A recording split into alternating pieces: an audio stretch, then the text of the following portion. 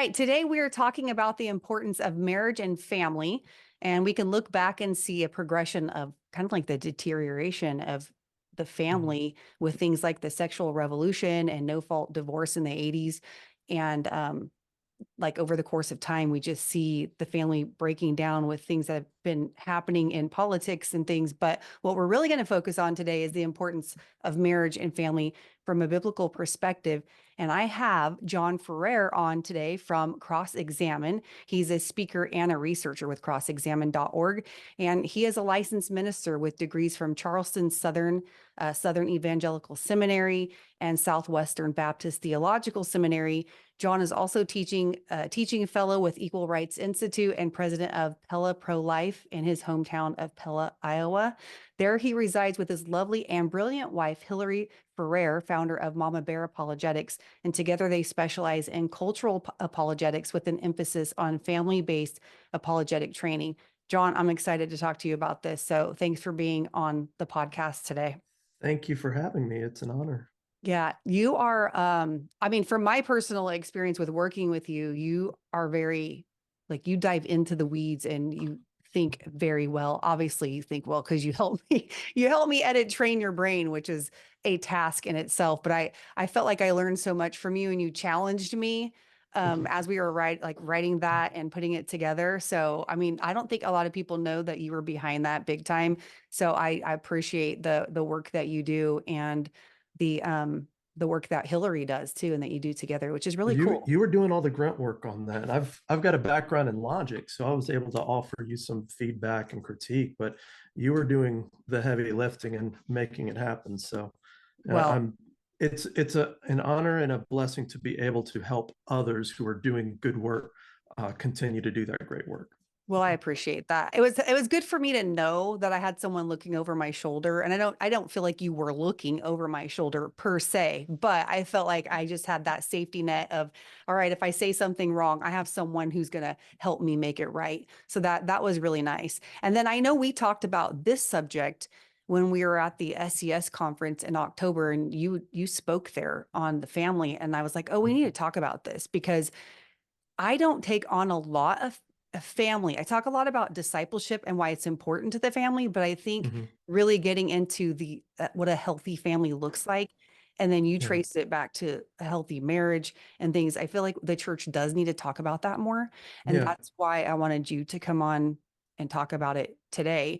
And so one of the first things I think about with the breakdown of family and marriage in general is in 2015 when the Supreme Court they struck down all the bans on same-sex marriage. And I remember being in California, it Mhm. was Prop 8, and actually we didn't we voted against same-sex Mhm. marriage even in California, and I believe it was 2008. So I was like, oh my Mhm. gosh, it was very close, but even California was voting against it in 2008. But what I see is such a huge, like, I remember hearing the church saying, oh, it's okay, let's just give this to them. Let's let them get married. It's Mhm. okay. And they didn't think about the importance of the definition of marriage itself. And I was Yeah. fun little story here. Not fun, but it's interesting story. A couple years ago, I'm at a field trip with my son, Mhm. and it's a Christian school field trip. And one of the moms had said, when they overturned the ban on same-sex marriage, she's like, I was like, it's okay, let's give that to them, is what she said. And now she Mhm. said, now, but look at what's happening with like this slippery slope. So my question is, to start off this whole thing, what do Christians need to understand about the definition of marriage and why it's not something to compromise on? I would frame this in part by saying family is an apologetics issue, and apologetics is a family issue. Mm. For too long, these two fields of ministry have run kind of parallel or worse, divergent, without really intersecting, without overlapping, recognizing the role that family plays in defending the faith, and how you, if you try to do a lot of family, which many churches are, will emphasize family as a long-standing unifying force in their church, and they'll have a reasonable degree of success to the extent that they're doing family ministry well. But by neglecting the apologetics aspect, they're not using all of that that cultural power that lurks within a healthy family. They're not using that to defend the faith, and it's effectively leaving a lot of family unprotected from a sociocultural perspective. Things like the definition of family get lost in society because so many influences are saying family is just a social construct. It's something people invent to serve whatever their needs happen to be at the time. And they fail to recognize that every religion, in every established, recognized world religion, has a fairly conservative understanding of what family is. Historically, cultures that thrive, that succeed for many generations, have a fairly conservative understanding of what family is. And when they start to kind of liberalize that, that is, expand the definition to include more and more creative and self-serving options, you end up sort of watering it down, and then the cohesion that holds family together starts to give way, and you end up with just the parts of what used to be family. You end up with this atomization effect where these individuals are going their own way with less and less investment and commitment in each other. Yet you can effectively measure the strength and longevity of a society according to the strength of its families, according to the healthiness of its families. And one of the foundations to that is, how do you define family? Biblically, if we're going to try to understand family from a biblical Christian perspective, the family is, for the most part, rooted in marriage. And marriage is traditionally understood as something that we discover, not something we define. It's something imparted to mankind from the first human beings, Adam and Eve. God, playing sort of the father role, escorted Eve down the aisle and introduced her to Adam, whom he had entrusted effectively as sort of the priest over the garden temple, and offered her up to him as a gift, as a blessing, but under some manner of representative authority, where he's going to have to answer to God for how he treats her. And in that wedding, effectively, you had the model of the first marriage, so that many years later, when Jesus is asked by a bunch of skeptical religious leaders, what do you do in this with this tough divorce question? And Jesus says, I think it's Matthew 19, if you want to see it for yourself. Jesus doesn't go back to Abraham and say, here's how Abraham and Sarah did it. He didn't go back to Moses saying, here's how Moses did it with his family, and here's what marriage looked like there. He went back before the Abrahamic covenant, before the Mosaic covenant, and went back to the Adamic covenant, the covenant of Adam, the very beginning, before the fall, and said, this is your reference point when it comes to whether marriage can be redefined and dissolved at leisure. Your reference point is here, where God brings them together, where this is an institution ordained by God from the beginning. And so that gives a sense of not just who defines marriage, God does, not us. And then the first family flowed out of that original traditional marriage. Now, one of the challenges that we have to anticipate here is there are people who are called to singlehood. There are people whose singlehood is forced on them against their will. There are singles who are doing the very best they can. And with this conventional understanding of family tracing to marriage, a lot of singles feel like, you just left me out. But biblically, there's a reconciliation of singlehood into the family of God through adoption into the family of God, that is salvation, through church life and church function. And then every single individual person who is single, they still have a biological mother and father. If they're still alive, they still have family ties there, so they are children of parents. They're liable to be siblings, and they still have community investment. So there's still individual responsibilities and individual commitments and connections that trace down to them, and they're still part of family at other levels. But biblically, the institution of marriage is the beginning of a new family. And so I point that out because it's critically important for the church to recognize that if you want to have a positive, long-lasting impact, you can't just do apologetics. You can't just do family ministry. You, at some point, those need to intersect as you recognize that the best way to defend the faith is by defending the family. Hmm.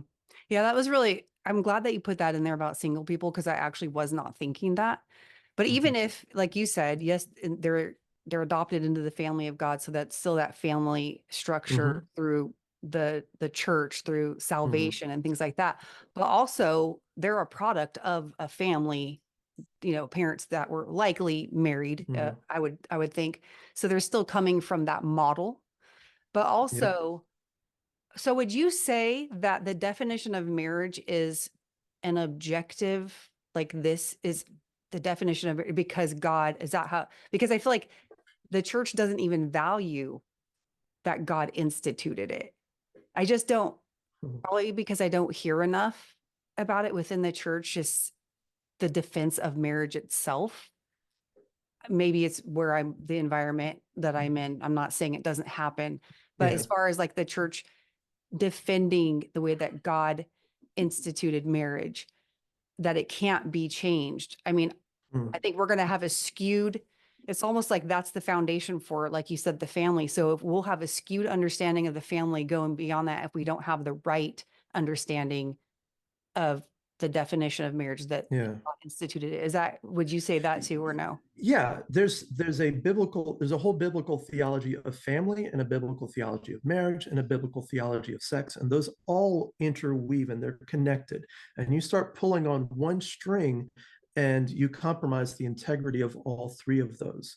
Mhm. um, so for example, if people follow the popular contemporary sexual ethic, which is just libertine, sex is just a thing people do, preferably adults, and consent is the only bar that's expected to qualify for, and other, as long as you have consent, that it's considered ethical, regardless of whether it's good, regardless of whether it's edifying, regardless of whether it's healthy, regardless of whether it's a blessing to you and others.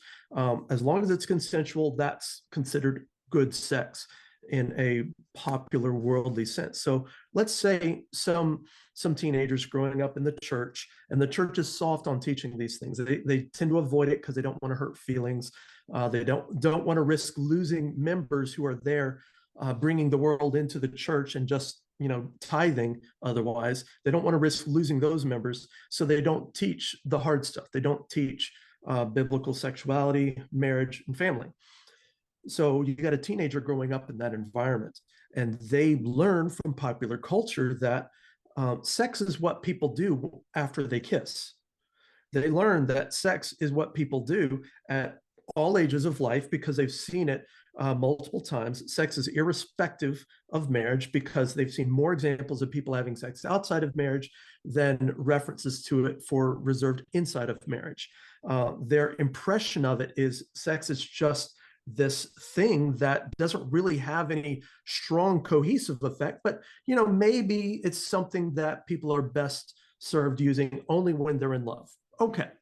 And that's the impression they get. So they grow up and act out all that stuff, behaving in certain ways that utilize sex for empowerment. So I use a girl, for example, because um, a girl can sort of shortcut her empowerment by exploiting herself for sort of influence and persuasion, because she knows when she dresses this way she gets more attention, when she behaves this way she gets those looks and can get what she wants. And so she starts doing that and effectively cheapens herself, but it feels empowering at the moment. And before long, by following that pattern, that behavior, which hasn't been corrected or addressed from church or only minimally, before long she ends up sexually active. Um, what she doesn't necessarily know, because she's not going to learn it from popular culture, and the church tends to shy away from it, is that the sooner you're sexually active, statistically speaking, the higher chance you have for other negative health outcomes like alcoholism, drug addiction, domestic abuse, divorce rates, criminal activity, dropping out of school.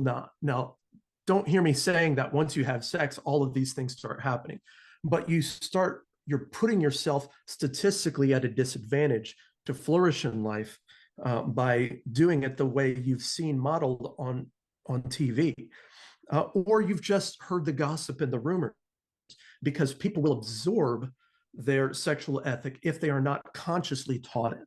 They'll absorb it from different influences. And as long as parents and the church are kind of assuming kids are putting all the pieces together for themselves, they're not. And the church is, and parents often are silent or missing an important opportunity. Again, because the intersection of apologetics and family teaching they're not going through there. They're not passing through that intersection. So they're not defending a biblical sexual ethic. They're not defending family. They're not defending marriage. And so that child has put themselves in a position where it's going to be harder to have enough trust left over to have a healthy future marriage. It's going to be harder to stick to marriage once they are married, because they've trained themselves to have sex and then break up, have sex, then break up, have sex, then break up. That's they call it serial monogamy sometimes. That's not even counting the quote sluts who might have multiple boyfriends at one time, might be sleeping around with lots of people at a given time. But those behaviors will lead to cohabitation, effectively having a harder time to bond long term, emotional trauma, potential mental issues like depression, anxiety, those all go up, all because she was sexually active early. And then you could do the same statistical analysis for cohabitation and what happens when two people live together without getting married. You've got higher domestic abuse rates, you've got lower marriage rates, you've got higher divorce rates, you've got higher negative health outcomes, all because of these things. We're just assuming kids are learning it, but the parents aren't communicating it, and the church is shying away from it. And kids end up at a disadvantage as a result. So do you see how the ripple effect happens? When they're just absorbing their sexual ethic, it reverberates in their relationships, it haunts their marriage, and then it leaves all the joints in their home one day, their family home one day, all of them compromised, so the place is poised to collapse. Now, I'm not saying it's all because this girl had one sexual encounter outside of marriage. I'm not trying to be simplistic like that. Right. That was a fault of purity culture back in the day. We need a positive message that's not just saying, don't do this or you'll get STDs.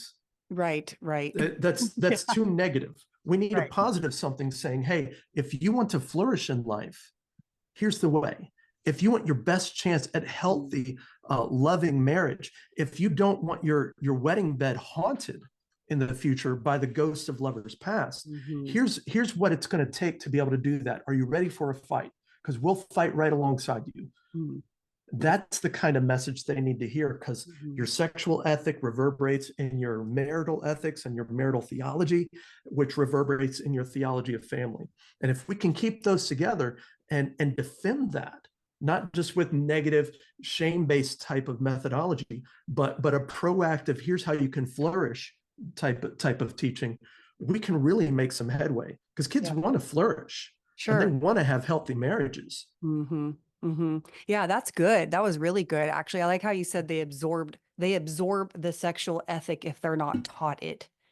That is like, that should be a quote somewhere, like, here's parenting tips, and then you just slap on that quote, because it's really, you know what I mean? Like, I think people like, oh, that makes sense when you hear it, but you have to hear it, and like, it resonates because you know that it's true. I think that is just a fantastic sticky statement that just pops out. I don't know. This is kind of like off my notes here, but have you seen, I think Elon Musk is the one who's been saying lately that we are not in an overpopulation crisis. We're actually like underpopulation. It's an Mhm. underpopulation crisis.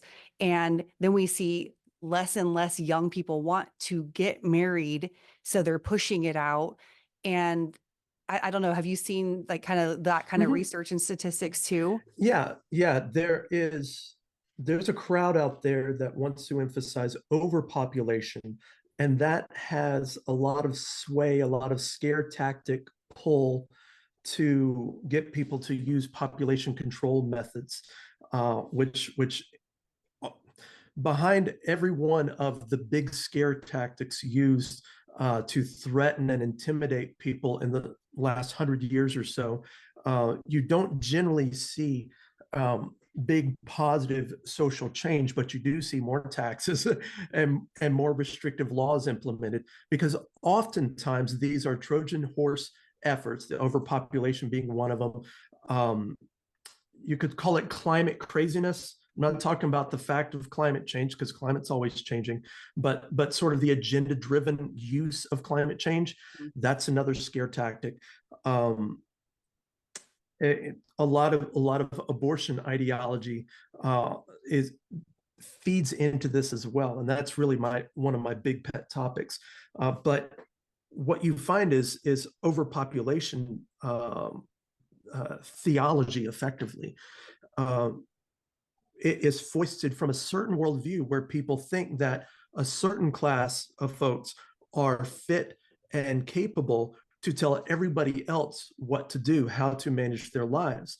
And in the past, that has shown up in what's called eugenics. That is controlling the breeding behaviors of a population, so that the people who have preferable traits are breeding, and those who don't have preferable traits are denied access to breeding opportunities. And that's eugenics.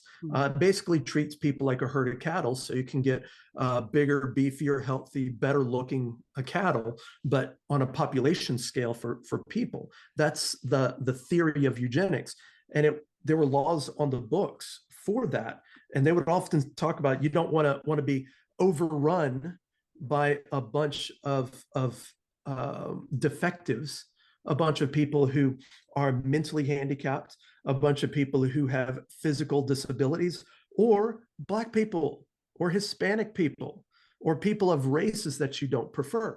That was all fashionable progressive doctrine back in the early 1900s. Progressive politics revolved around that, and you can see a lot of it at a fashion level if you're able to go back and see some of the cultural snapshots of what life was like back then. But we had laws on the books for eugenics before World War II, and in that time, it was still fashionable in the political left, where there was also a lot of favor towards Marxism, whether socialism, communism, or some other variant. And so the Nazis started looking at some of these laws and saying, hey, we can implement that. That's a good idea, that selective breeding methodology where the elites tell everybody else who's allowed to breed and who's allowed life for the sake of the overall benefit of society. And so they would wield this power of God over people, choosing who lives and who dies.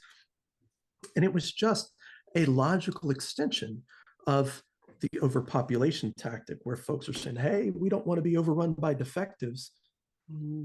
And so that was birthed in the US, pun intended, and it was it was adopted by Nazi Germany in the Third Reich.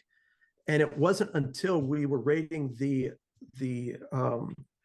concentration camps at the end of the war that people really had this come to Jesus moment and realized, oh, that's what our policies really look like. All he was doing is enacting eugenics, population control methodologies on an austere level, but it's the same seed that we had planted and we had grown and we were swallowing across the US as a fashionable progressive doctrine. And we haven't totally gotten away from it either. You'll see the same efforts, same kind of population control arguments sneak back into abortion debates, where, for example, I believe it was Sweden. It was one of the Nordic countries that had that was bragging about having eliminated Down syndrome. Now they didn't cure Down syndrome. Mm-hmm. They killed off all these Down syndrome babies in the womb.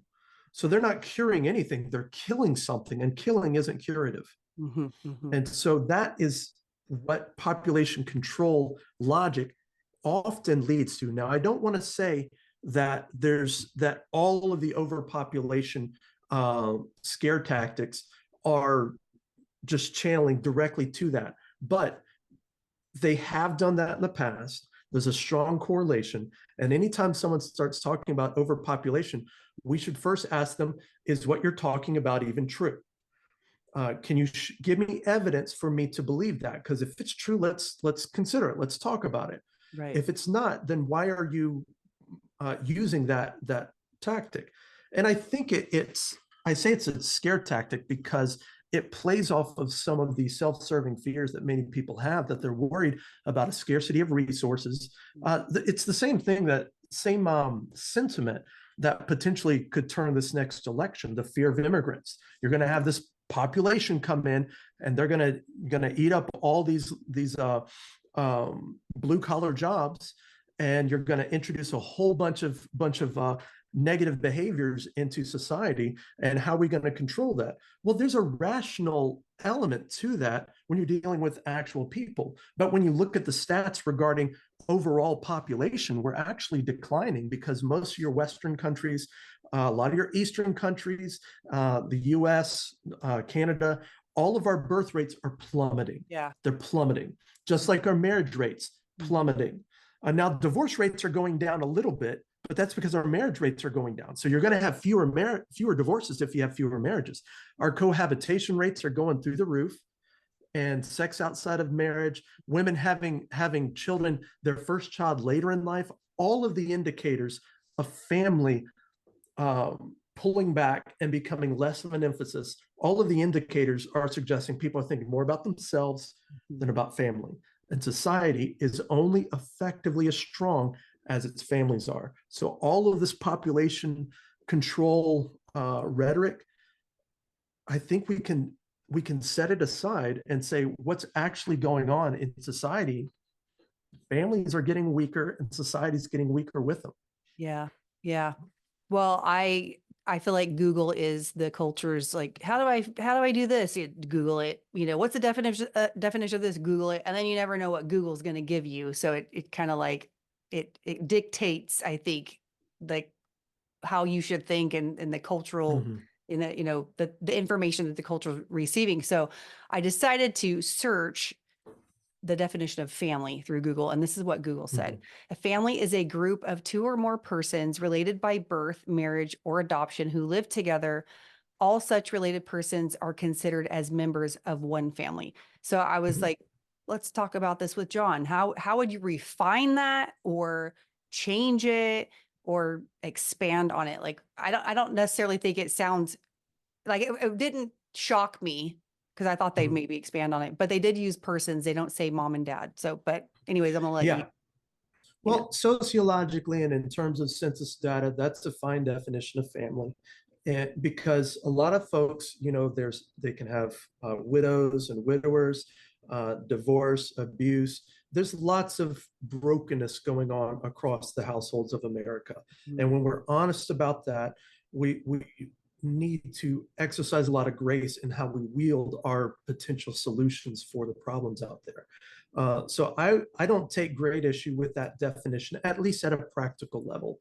I think at a theological level, and for the sake of the church, it's especially important in churches where you have you can impart cultures of tradition, cohesion, affection, love, commitment, connection, all the softer values that you can't really legislate. Church can do that stuff, can major in that stuff. At a society level, you can't legislate it. You can't make policies about you must love each other. How do you enforce that? You can't do that at a policy or legal or governmental level. But in terms of community health and family health, church can play a tremendous role in helping people have a more richer, rewarding sense of family. And one of those elements of having healthier, healing, restorative experiences of family is the norm needs to be heterosexual marriage. Mhm. This is what demographers would call heteronormativity. It's a fancy term that just means heterosexuality is the norm. That's what we're promoting. That's what we're trying to empower and bless and reward. Does that mean that all same-sex attracted people are excluded from the church? Not at all. Does that mean that they are less human? Not at all. Does that mean there's any grounds for shame and debasing people who are confused about their gender, or they have same-sex attraction, or they were molested same-sex in the past and they still have confusion and trauma from that? No shame whatsoever. That's not where this is coming from. But it is saying that we have an ideal that healthy lifelong marriage is something we want to promote. And even folks who are divorced can recognize how traumatizing, how hard it was to go through that divorce. And they should be some of the loudest proponents for this is how it should be done. Mhm. I want to make sure no one else has to go through the hardship that I went through.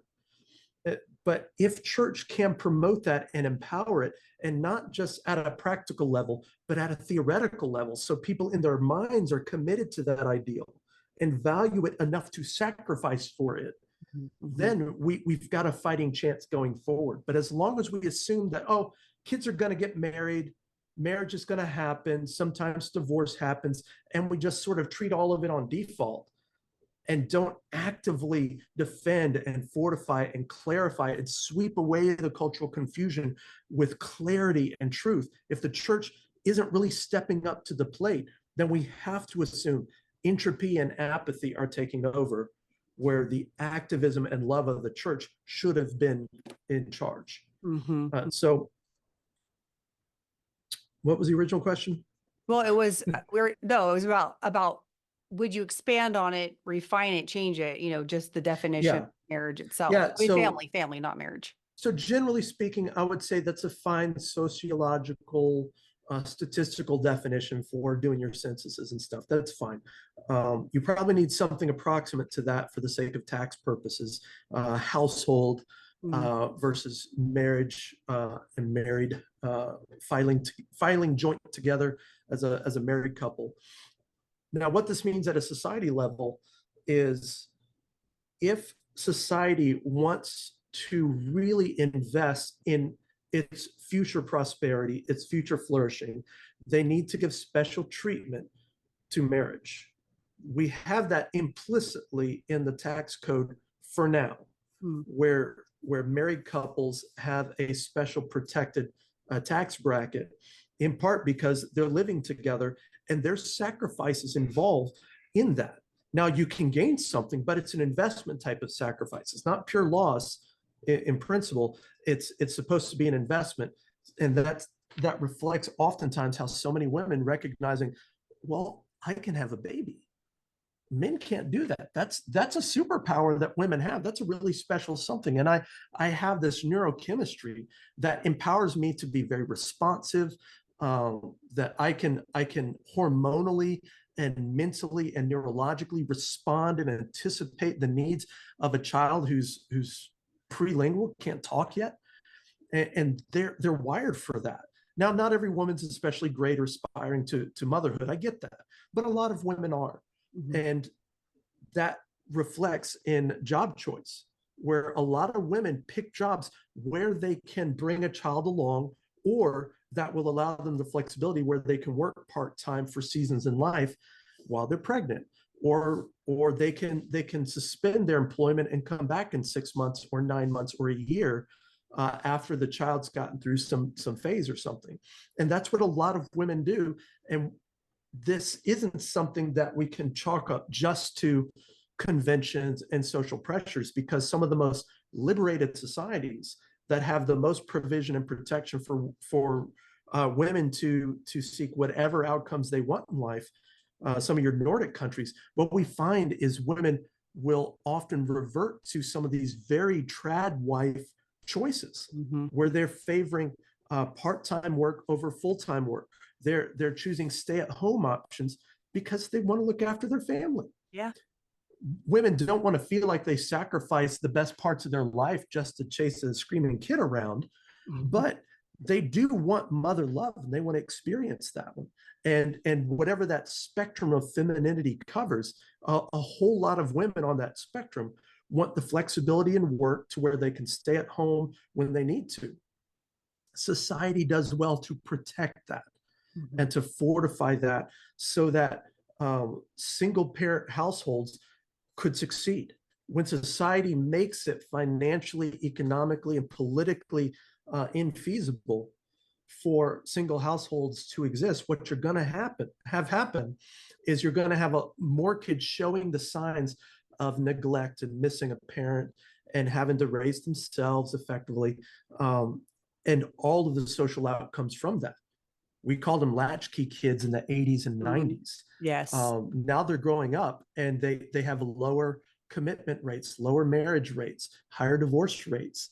And this feeds into each subsequent generation. Now, Louise Perry, I was listening to some of her work recently. She wrote a great book called The Case Against the Sexual Revolution. And she talks about these seasons of licentiousness and libertine sexual ethics and excess, and then a conservative response to that. And she sees it as kind of a wave action, an up and down motion, where you have high liberalism about sexuality and just do what you want. And then there's a conservative response that says, hold on, pull back, because people have to sometimes test the limits before they realize the consequences of those self-serving actions. And then there's a societal rebound from that. And I think we might be in a rebound phase right now, because we saw, at least since 2020, a lot of the emphasis on LGBT, LGBTQ, not just the slippery slope you were talking about, where we say marriage is something that we can define at will. And before long, you've got polyamory, you've got gender confusion, you've got people identifying as animals and all sorts of craziness. That's, from a conservative perspective, all that's part of the same slippery slope. If you say it's all a social construct, then we can redefine reality itself. Right, right. But what if reality has hard edges that we don't have the leisure to redefine? And we can run smack dab into those and really hurt ourselves, because it's not a social construct, even though everyone else told us it was. Well, what if femininity has it's got a lot of flexibility to what it means to be a woman or what it means to be a man. But what if there's a bottoming out area in that gender spectrum where you go beneath this, you're going to hurt, you're going to suffer for it, because you're veering outside of womanhood and outside of manhood. And the consequences are beyond what you can redefine into solutions. And so I think that's kind of where we're at societally. From a church perspective, we can be emphasizing, yes, that slippery slope is real. And we need to push back as a countercultural movement. One way churches can do that is, instead of treating church life like caring for wounds all the time, like it's all trying to make people feel accepted and loved by Jesus, which is a true phenomenon, that I'm not denying that, but it's a point of emphasis where the church sees itself as a therapeutic role, or a memorial role. We're just preserving traditions. We're just preserving teachings and traditions, and that's it. Church memorial, church therapeutic, those are inadequate for our current social landscape. We need church militant. I'm not talking about going and joining a militia and start double fisting it with handguns or anything. I'm not talking about that. I am talking about a church that recognizes that spiritual warfare isn't a metaphor. It's not symbolic. It is real. It is actual. And the upcoming generation are some of the most traumatized, casualty-ridden landscape that we've seen in a long time. And so preparing for that reality, the church needs to train up its members for this countercultural church militant disposition, where you're going to have to push hard. You're going to have to fight for the things that you believe in. You can't expect culture to just reinforce and support the best things that we've been able to fortify in the past, because there's a lot of active agents that are trying to disassemble all of it because they think they can replace it with something better. Right. Right. But when they can, it really just ends up looking like a war-torn landscape. Yeah. Well, you had said something earlier on too about, you know, about talking to kids, the younger generations, and telling them this is the way that God designed it, like designed sex, marriage, family. And it doesn't mean it's easy. It's going to have its Oh, challenges, no, but it's no. good. But then you look at, we're in this culture of self-love, be your authentic self, live your truth. And it's so counter to the self-sacrificial love that it takes to get up every morning and say, I'm going to love my husband. I'm going to love my family. I'm going to choose to do it God's way.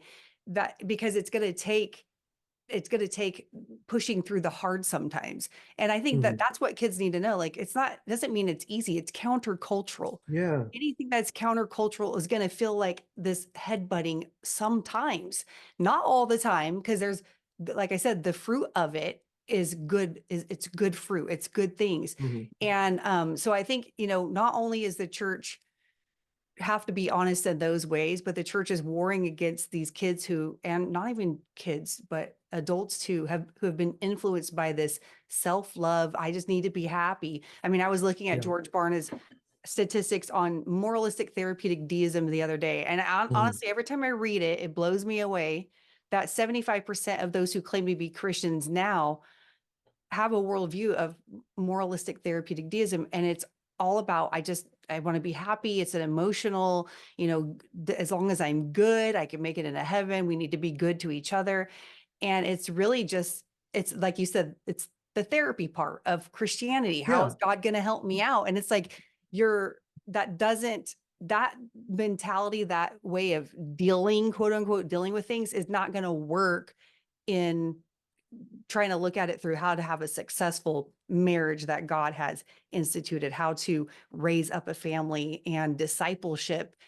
It's just, it's so, again, it's countercultural. And if you don't go into your relationships, or I should say your romantic relationship, with an aim for marriage, and if you don't go into marriage understanding that it's going to be a fight for the better parts of what that marriage can be, if you don't go in with that kind of preparedness, you're poised for disappointment. You're setting yourself up for failure, because all the best things in life are on the other end of the fight. yeah, Some struggles. Now it might be you fighting against your own alarm in the morning because you don't want to get up and train for this, but you need to if you want to be able to compete at that high level. Or it might be a fight against your selfishness where you are biting your tongue when you want to give some excuse or defend yourself or say something snarky, but it's not wise to speak up then, and you bite your tongue. That's part of the fight. There's all sorts of efforts we need to take if we're going to be serious about investing in our marriage. But you really can't be your best self if you live for yourself. yeah, yeah, And we weren't made for ourselves. We were made to be for others, for God first, for others second, and for ourselves third. And in that order, we can be our best self. We can flourish. We can enjoy the good. I think that's the key in life. That's the secret sauce, is to enjoy what you should be doing. yeah, And to enjoy the good. And the good includes selflessness and the Beatitudes. It's all biblical stuff. None of I will often revert to kind of ethics language and Greek philosophy and medieval philosophy, but really it's all biblical terms. The Beatitudes in Matthew 5, love God, love others, love your neighbor as yourself. I mean, all of this stuff means you can't be about yourself if you want to be your best self. yeah, Now, it's not anti-self. It's actually it's that it, it's that seeming contradiction that is the way up is down, the first shall be last, the last shall be first. This is a very biblical notion of achieving exaltation by submission. yeah. That's good. That was really good.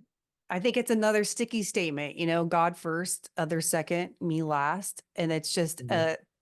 okay, there you go, John. You got to have these you got to make t-shirts with all this stuff.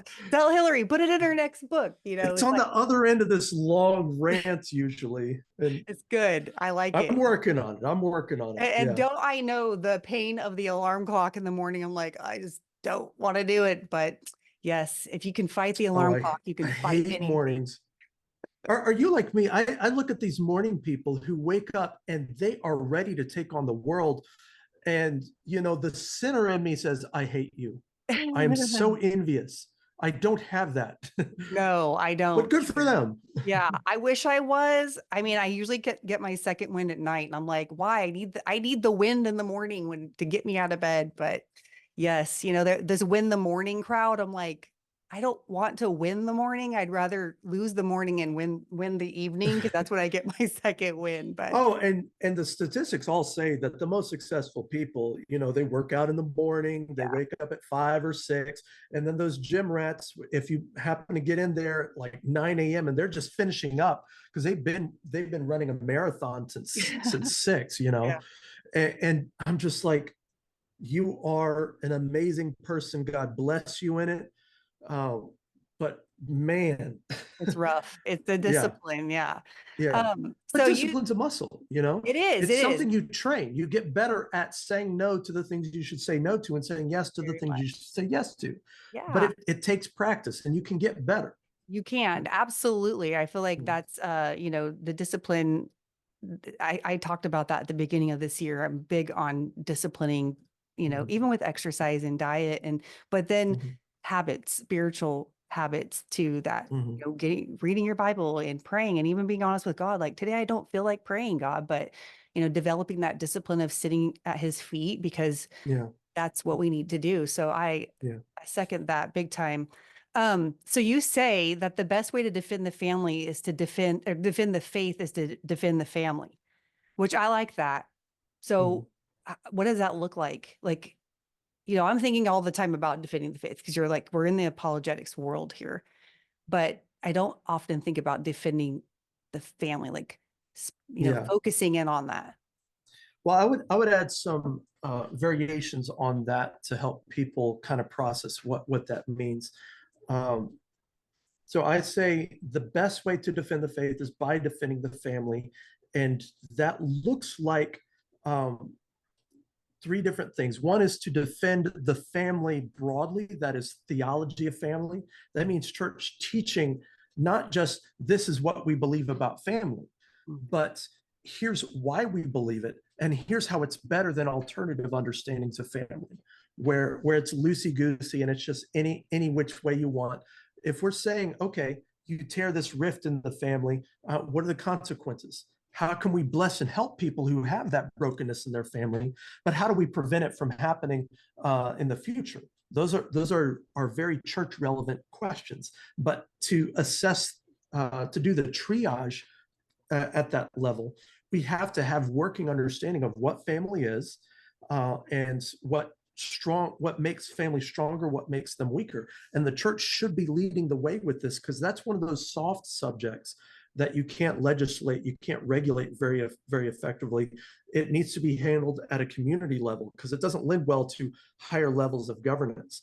So church needs to be majoring in theology of family and defending the notion of healthy Christian family, not to mention the practical ministry to try to encourage that. So that's defending family. There's also defending your family. So that means you taking the steps to protect, to bless, to empower your family. So that means wives respecting and loving their husbands. That means husbands loving their wives as Christ loved the church. That means them taking measures to make sure that their marriage is a sanctified kind of marriage, that it's something that is healthy and growing, and that they're finding little ways throughout the week, throughout the days, throughout the months to improve things, to get better, to communicate better. So they're fighting for the health of that romantic relationship at the heart of that traditional family. Or if they're a mixed family, or if they come from divorce, they're finding ways to heal from those old wounds and not as much as reasonably possible, not burdening, not letting these old wounds just sort of stretch into new wounds into the future as they replicate the pain that was done to them on their kids. So fighting for family in the abstract theoretical level at a church theology and apologetics level, and then fighting for your family, and then fighting for your church family. Mm-hmm. Now, this can mean taking those measures you can to encourage and bless your local church. How are you investing in your church? How are you being, you might say, a functioning element of the immune system in that local body of Christ? So how are you helping to get the diseases out and to cultivate health? That's a two-part action. If apologists see themselves as heresy hunters all the time, then that's an active immune system, but it's very easy for an overactive immune system to become its own problem. There's a whole category of medical issues regarding an overactive immune system. That's what apologists are like if they're only focusing on being the heresy hunters. They're just trying to get out all of these bad ideas. They're graceless, they're harsh, they're aggressive. They never talk to the pastor unless it's to criticize them. They never go to a group without offering criticism afterwards. And that's just a demeanor that amounts to an overactive immune system. But when it comes to a healthy family life at church, that is the church family, we need to be cultivating health, not just getting rid of diseases, the heresy hunter. The inverse of that is probably more common, where churches are trying to be healthy, but they're not really willing to do the apologetics and combat bad ideas that are corrupting the youth and breaking up marriages and ruining people's Christian worldview. They allow things in. I'll give an example. So I'll name names, but I'm going to try to do it diplomatically here.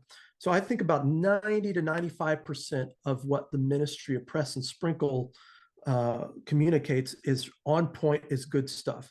He affirms inerrancy of Scripture. He affirms a biblical sexual ethic. He affirms traditional marriage. Great stuff. That's what we need.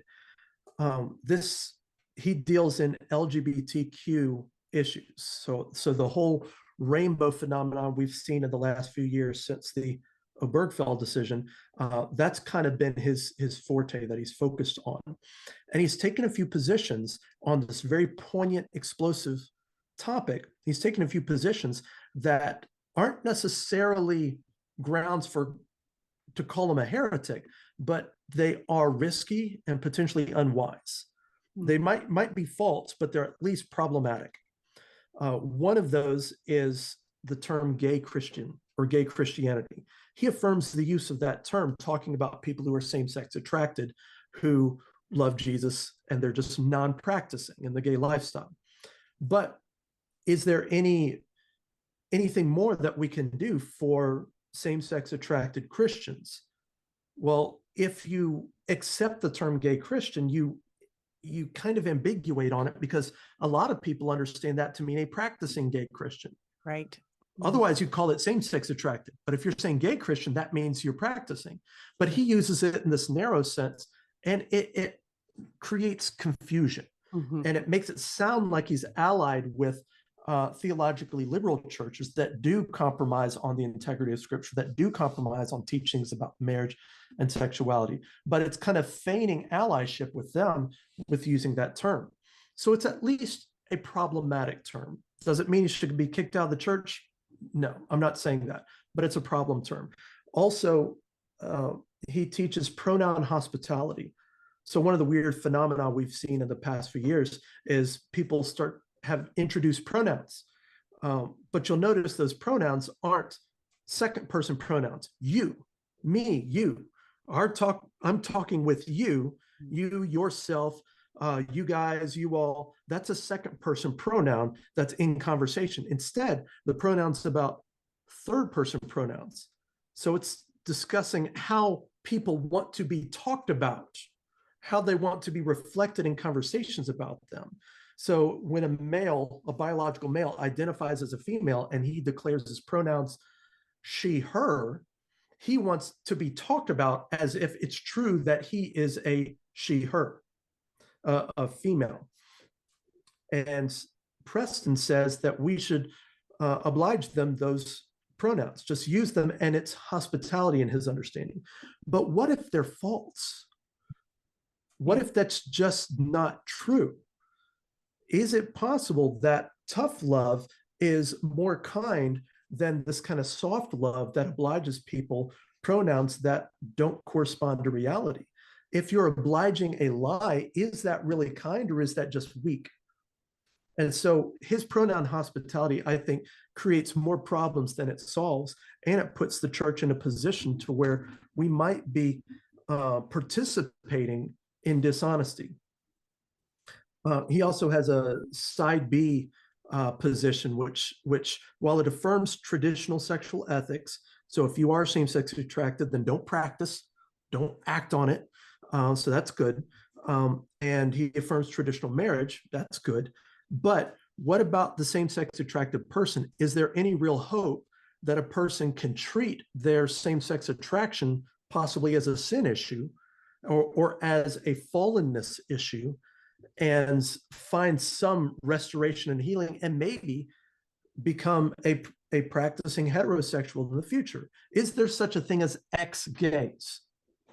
And side B Christianity, which he seems to favor, but unless he's changed his position, he seems to favor side B Christianity there. He says there's no such thing as ex-gays. You're a gay Christian if you're a Christian and you're gay. And by gay, he means non-practicing. But other people who are practicing also may call themselves gay Christian, but I've already mentioned that. So that creates a real problem. What about the person who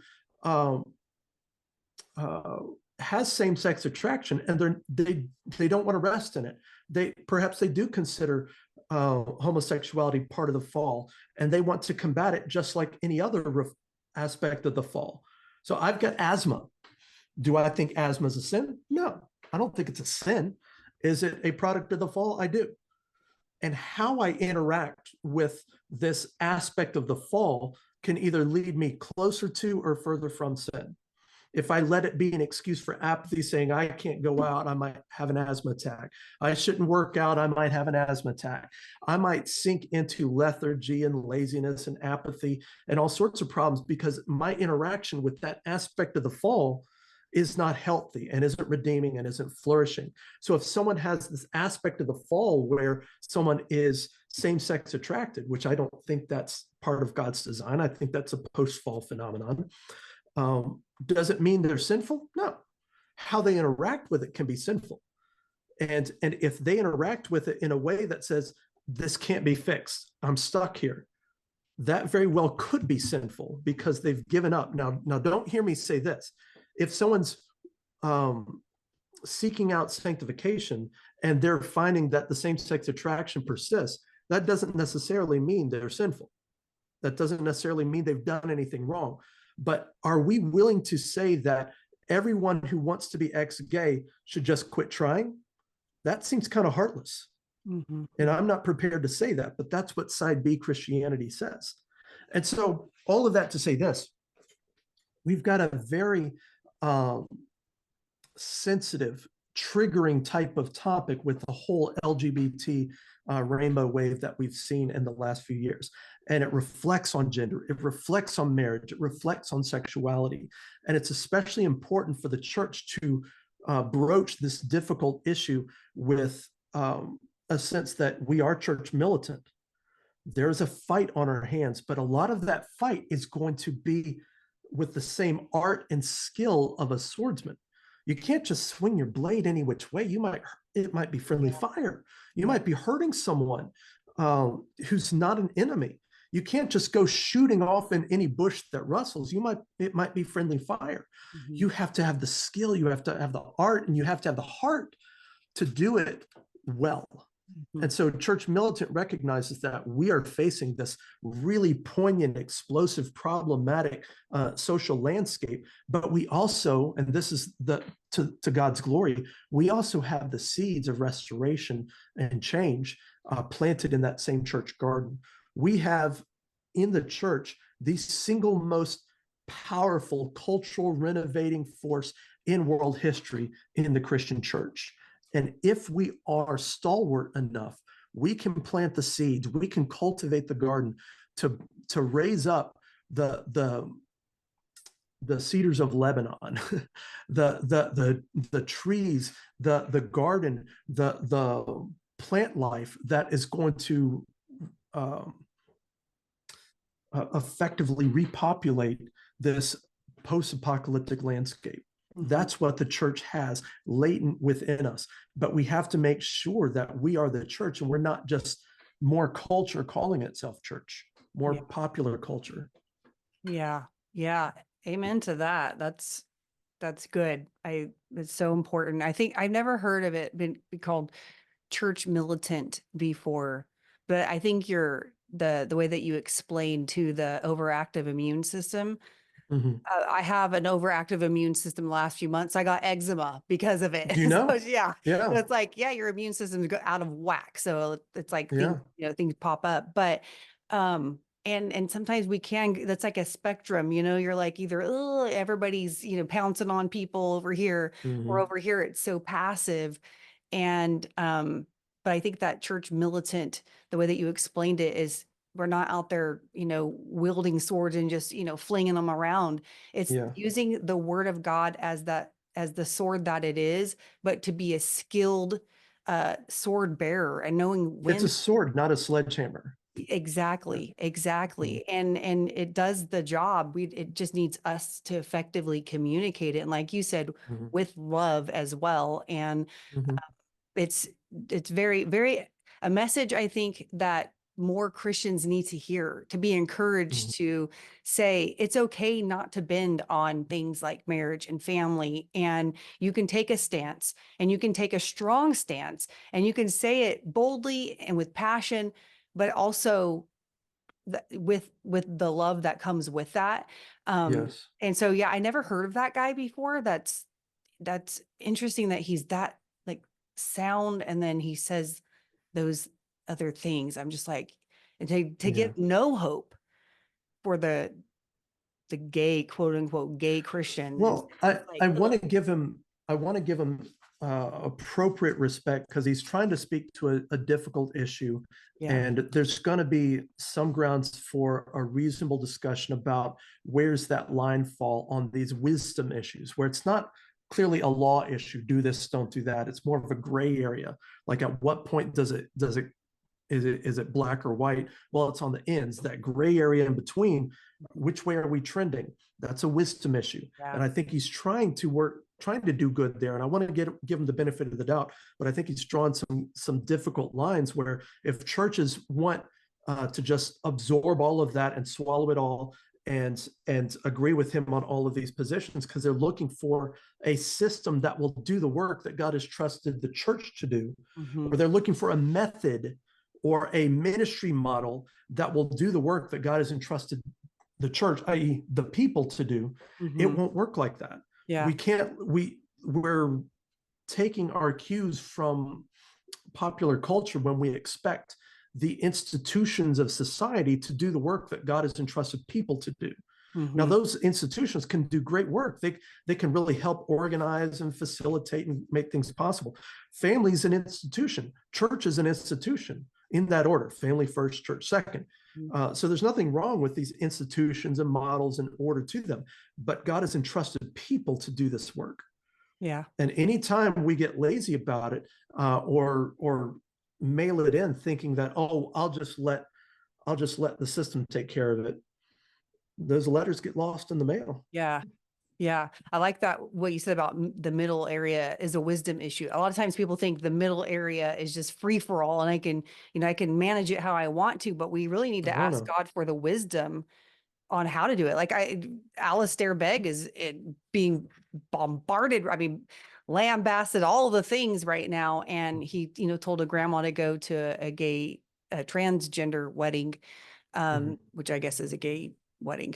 And people like, I think the radio station kicked him off, I saw today.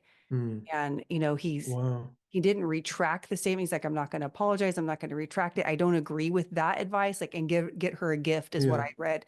But I don't know that it should be taken to that extreme. Alistair Begg is very sound and legit.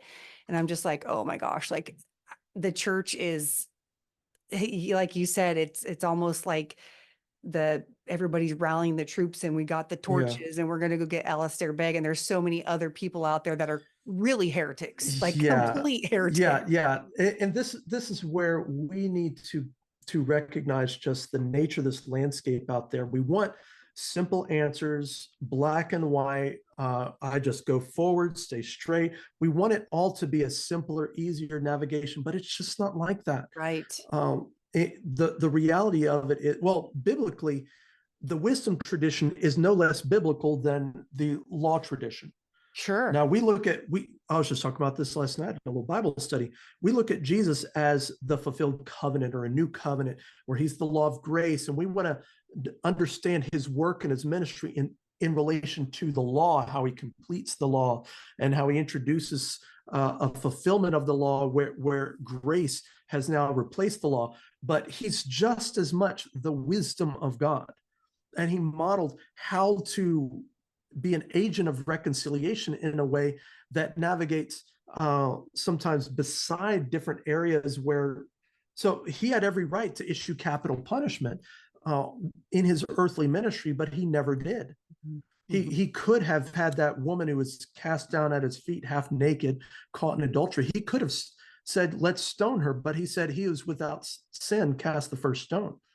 That's wise. That's something that Solomon could have said, Sure. But if we're going to grow as a church, we need to be realistic and discerning about the social landscape we're in, that there's going to be efforts from the enemy to try to find loopholes and try to find undefined areas where he can sneak in and introduce new definitions and revisions that are going to be little Trojan horses that'll introduce a whole different ideology under the banner of justice or under the banner of love.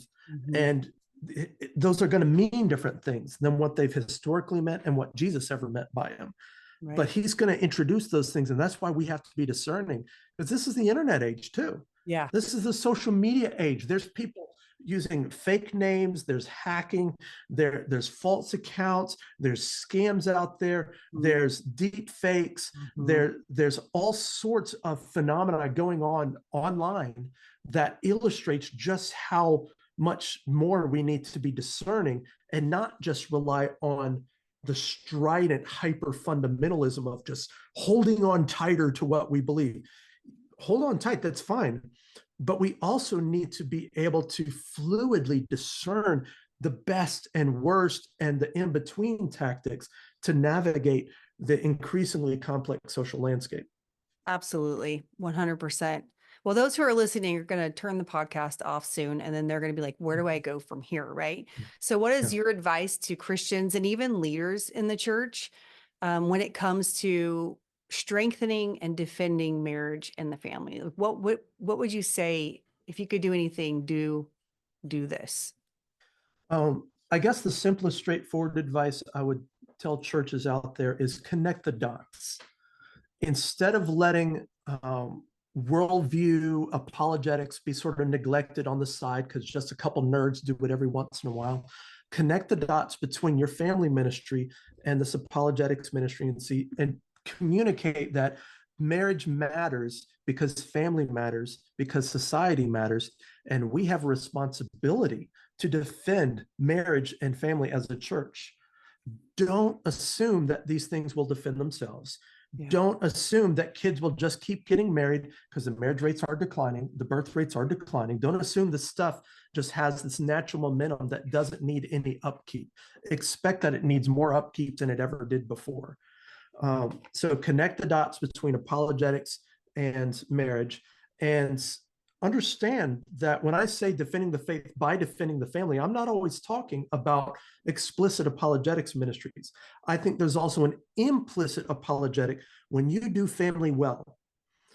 If churches could just focus on doing family well, then they are communicating the beauty and truth of Christ in a very persuasive way to the lost world, where they don't necessarily know what healthy family looks like anymore, where they don't know why marriage should look this way and not that or that.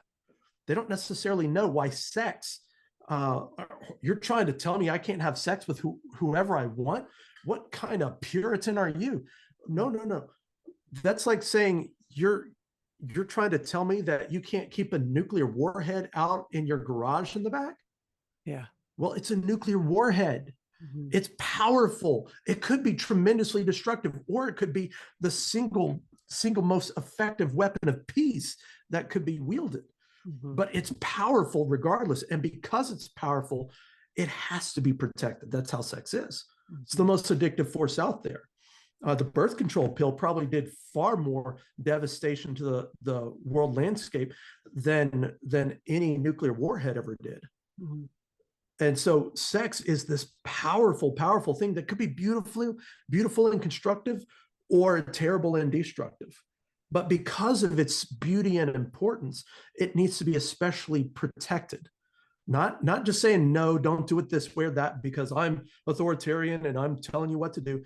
It's because I want you to have the best chance at flourishing. So if churches can communicate a biblical sexual ethic and emphasize family, even if they're not strong on apologetics, they are implicitly defending the faith very effectively when they're doing family well. Yeah, that's good. Well, do you write a lot about the family, or did you just speak about it like the last couple months in SES and stuff? Where can people find you and learn more and do? Okay, well, I'm at Cross Examine, so you can message me through crossexamine.org. I'm on the staff page, so you can look up staff. I'm right there under Frank, so you can message me directly that way. Also, I do have some teaching online. But I would also point people to my wife, Hillary. She has a phenomenal family-focused, specifically mom-focused ministry called Mama Bear Apologetics. And her two main books right now are some of the best material out there that is a very family-friendly, family-focused apologetic. Answering Cultural Lies is the first one. That's a broader apologetic addressing some of the misconceptions that are influencing your kids right now, whether you knew what to call them or not. And then the second main book she's had is Guide to Sexuality, which I think is one of the best books out there on Christian sexuality, Christian marriage, gender, and all of that. It covers a whole wide spectrum, but it's a surprisingly smart and intellectually savvy without sounding wordy or nerdy. So it's a really good book for that. And then she's got another book coming out, Honest Prayers for Mama Bears, that I think should warm the soul of a lot of moms out there. So I think her resources and podcasts are great for family-focused ministry. And I'm just a message away through crossexamine.org. Yeah. It's funny how it's so neat that you guys are together because you guys have that same passion and you're doing like the same work for the kingdom. I think it reminds me of when you see this musician and this singer get together and like, oh, that's why God put them together. Like, and they're both on the worship team. Yeah. It reminds me like, it's just, you're in sync. So that's really cool. And so I appreciate you being on today. I know you're busy, so thanks for taking the time out to share your Thank you wisdom. for having me. Yeah, it was so good. I mean, we could have talked more and I could ask you a lot more questions, but this is a good start. So I'm thankful. So, okay, you guys, if like John said, if you want to get in touch with him, you can email him at crossexamine.org. You can find his work on crossexamine.org. He writes blogs and he's, I think you interview with Frank sometimes, the group and stuff. So there's ways to hear from John and get in touch, and I'll link all of that. And the Fearless Faith Conference coming up in Ohio. Look that up. It's the details should be on the Cross Examine website. Yes, actually, I think I'll I be did see speaking that. there. Mhm. Oh, nice. I think I saw that in the CIA group on Facebook. Somebody put it there. Mhm. So Yeah. yes, I'll try to link that in the show notes too. And if you guys have any questions for me, you know where to find me. But if you don't, you can email me at hello@shandafulbright.com and I'll catch you on the next one.